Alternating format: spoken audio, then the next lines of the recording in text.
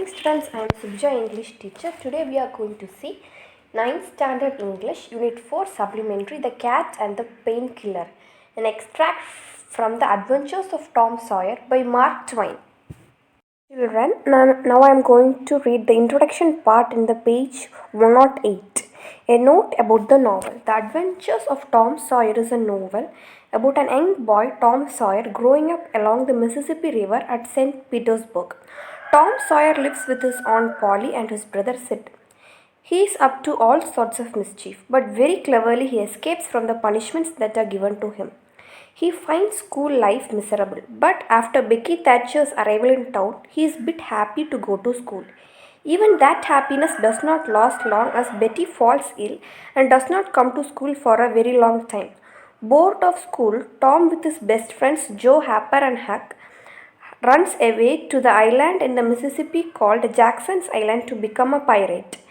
People in their hometown think that they are dead because of the pleasant shock of everyone. They arrive at their own funeral.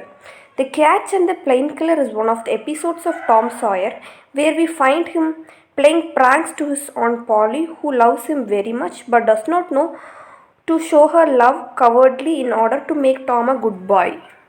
And now I am going to explain the note. இந்த novel வந்து யாரோடதுன்னா Tom சாயர் அப்படின்னு ஒரு young boy எங்கே வாழ்கிறான்னா Mississippi river at send பீட்டர்ஸ்பர்கில் வாழ்கிறான். அவனோட ஒரு நாவலை தான் நம்ம இதில் பார்க்க போகிறோம். டாம் சாயர் வந்து யாரோட வாழ்ந்தார்னா aunt Polly and his brother சிட்டோட வாழ்ந்தார். அவர் வந்து எல்லா குறும்புத்தனமான விஷயங்களையும் பண்ணுவார். ஆனால் வந்து ஈஸியாக அந்த பனிஷ்மெண்ட்லாம் இருந்து அவர் தப்பிப்பார். அவர் வந்து என்ன நினச்சாருன்னா ஸ்கூல் லைஃப் வந்து ரொம்ப கஷ்டமாக இருக்குது அப்படின்னு நினச்சி ரொம்ப கவலைப்பட்டுட்டு இருந்தார், ஸ்கூல் எனக்கு பிடிக்கலை அப்படின்னு.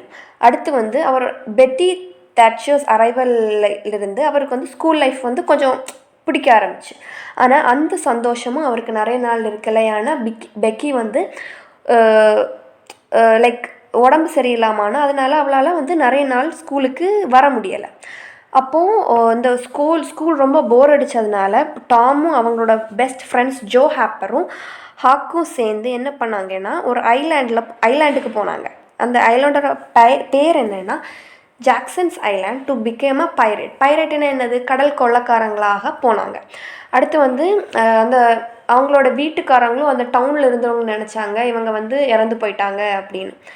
அதுக்கு ஒரு ப்ளசன்ட் ஷாக் கொடுத்தாங்க. எப்படின்னா அவங்களுக்கு வந்து ஒரு இறுதி மரியாதை வச்சாங்க, அதாவது ஃபினரல் வச்சாங்க. அதுக்கு அவங்க ஓன் ஃபினரல் அட்டென்ட் பண்ணுற மாதிரி அவங்க வந்திருந்தாங்க. Children, I am going to read the first paragraph. Becky Thatcher, his friend, had stopped coming to school. This disturbed Tom. He became unhappy. The charm of life was gone. There was nothing but boredom left. He put his hoop away and his bat. There was no joy in them anymore, and so his Aunt Polly was concerned. She was infatuated with patent medicines and all new methods of producing health or mending it. She was an incurable experimenter in these things. Children, I am going to explain para 1. Betty Thatcher, his friend, அதாவது டாமோட friend வந்து ஸ்கூலுக்கு வரதை வந்து நிறுத்திட்டா. இது வந்து டாமை வந்து ரொம்ப disturb பண்ணிச்சு. அதனால அவன் ரொம்ப அன்ஹாப்பியாக இருந்தான். Charm of life was gone. அவனுக்கு வாழ்க்கையில் இருந்த சந்தோஷம் எல்லாமே போயிடுச்சு. இனி அவன் வாழ்க்கையில் எதுவுமே இல்லை, போர் மட்டும்தான் இருக்க போகுது அப்படின்னு நினச்சிட்டு இருந்தான். அது வந்து 2 இது வச்சு அவன் விளையாடுவான். எதுனா ஹூப்பும் பேட்டும் வச்சு விளையாடுவான். அது 2ஐயும் வந்து அவன் தூக்கி போட்டுட்டான். ஏன் தூக்கி போட்டான், இனி இது 2நால எனக்கு எந்த சந்தோஷமும் கிடைக்க போகிறதில்ல அப்படின்னு நினச்சிட்டு இருந்தான். இது வந்து ஆண்ட் பாலி வந்து கன்சர்ன்டாக இருந்தா. என்ன கன்சர்னோட மீனிங் என்னன்னா, ஆண்ட் பாலி இப்படி டாம் இப்படிலாம் இருக்கிறது நினச்சி ரொம்ப கவலைப்பட்டா. இந்த ஆண்ட் பாலி என்ன பண்ணுவாங்கன்னா ஷி மேட் பேட்டன் மெடிசின்ஸ்னால் அவளே மருந்து வந்து தயாரிப்பாள். கொஞ்சம் எக்ஸ்பிரிமெண்ட்ஸ் எல்லாம் இது பண்ணி அவளே மருந்து தயாரிப்பாள். இது வந்து இப்படியெல்லாம் அவள் எக்ஸ்பிரிமெண்ட் பண்ணிகிட்டு இருக்கிறத வந்து அவளால் மாற்றிக்க முடியலை. Children, I am going to read the second para. She began to try all manners of remedies on Tom. The water treatment was new. Now Tom's low condition as a windfall to her. She had him out at daylight every morning, stood by him up in the woodshed and drowned him in cold water. Then she rubbed him hard down with a towel like a file. Then she rolled him up in a wet sheet and put him away under blankets. Children, I am going to explain para 2. இப்போ வந்து on poly என்ன பண்ணுறான்னா நிறைய வைத்தியங்களை வந்து Tom மேலே try பண்ணுறான். ஏன் try பண்ணுறான்னா, இப்போ வந்து டாம் வந்து முன்ன மாதிரி இல்லை, ரொம்ப சுறுசுறுப்பு இல்லாமல் ரொம்ப சோம்பேறியாக உட்காந்துருக்கான். இதை பார்த்ததும் ஆன் பாலி வந்து ரொம்ப ஆச்சரியப்படியா டாம் வந்து எப்படி இருந்தான், ஏன் திடீர்னு இப்படி இருக்கான்னு சொல்லி நிறைய வைத்தியங்களை வந்து ட்ரை பண்ணுறான். ஒரு வாட்டர் ட்ரீட்மெண்ட்டுன்னு ஒரு புதிய ட்ரீட்மெண்ட்டாக வந்து ட்ரை பண்ணுறான். இப்போ இதுக்கு என்னெல்லாம் பண்ணுவான்னா, எவ்ரி மார்னிங் வந்து அந்த டே லைட்டில் அந்த சூரியனுக்கு காட்டுவா, அதை நிற்க வைப்பா. அப்புறம் வந்து ஒரு வுட் ஷெட்டில் போய் வந்து அவனை வந்து தண்ணிக்குள்ளே வந்து she will drown her and வந்து she rubbed him hot down with a towel like a ஃபைல்னா என்னன்னா லைக் அறம்னு சொல்லுவாங்க தமிழில். அது வந்து லைக் துரும்பெல்லாம் எடுப்பாங்கள்ல தேய்ச்சி, அதே மாதிரி அந்த மாதிரி டவலில் வந்து அவன் பாடியை வந்து ரொம்ப ஹார்டாக வந்து தேய்ச்சிட்டு அடுத்து வந்து ஒரு பெட்ஷீட்டில் அவனை ரோல் பண்ணி அடுத்து வந்து அண்டர் பிளாங்கெட்ஸில் அவனை போடுவாள்.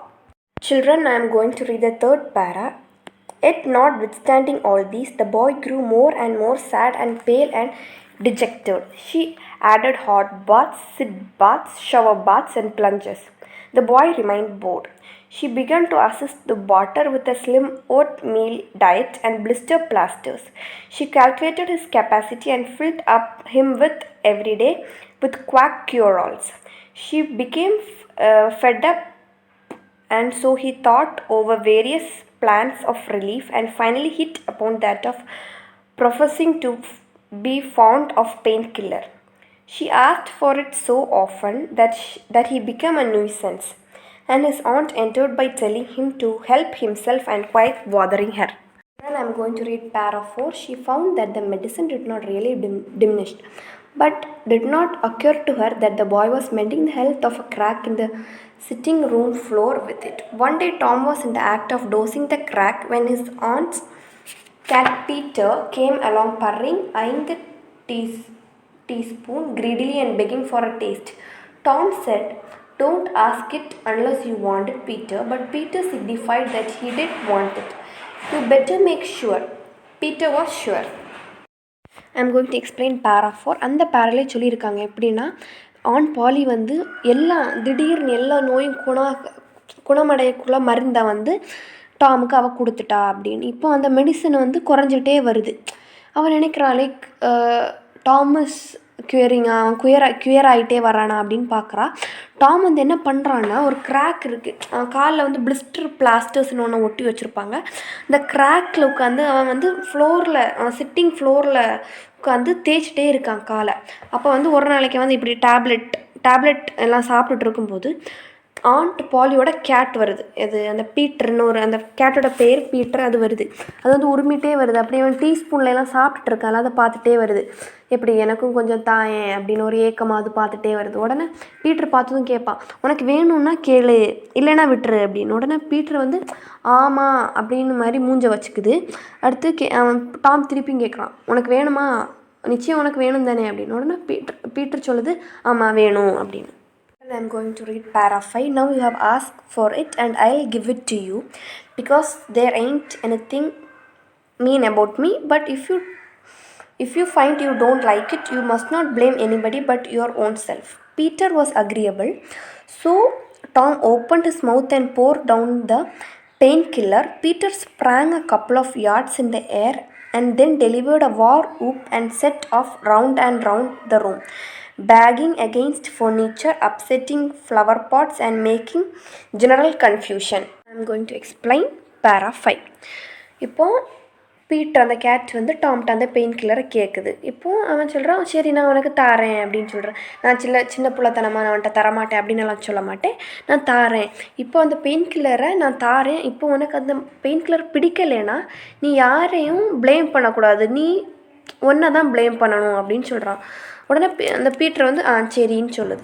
இதை கேட்டதும் உடனே டாம் வந்து பீட்டரோட அந்த கேட்டோட வாயை திறந்து வந்து அந்த பெயின் கில்லரை ஊற்றுறான். அதாவது அந்த வலியை போக்குற மருந்தை வந்து ஊற்றுறான்.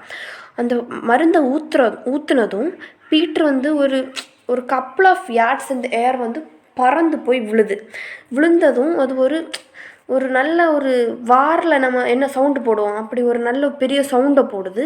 அடுத்து அந்த ரூம் அப்படி சுற்றி சுற்றி சுற்றி சுற்றி வருது. அப்புறம் வந்து அந்த ஃபர்னிச்சரெல்லாம் தள்ளி போடுது.